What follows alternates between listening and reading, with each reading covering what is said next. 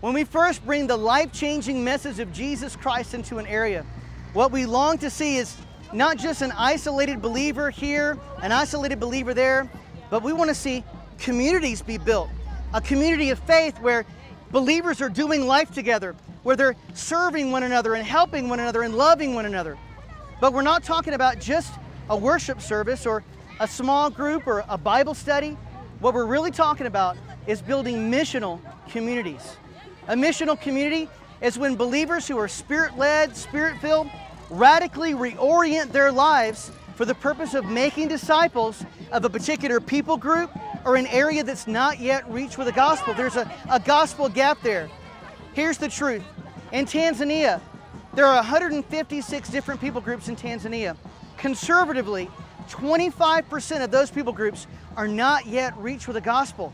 That represents 9 million people who go to bed at night and don't have someone close to them that has love, joy, peace, patience, kindness, goodness, gentleness, and self-control.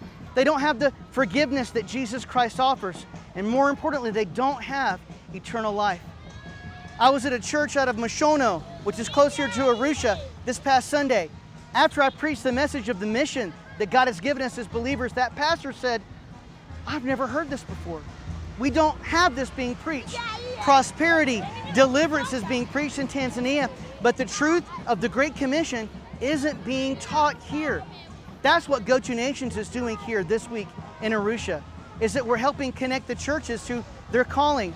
We're helping churches to realize that there's a mission outside and beyond themselves. I'm here to help the church get connected with their mission.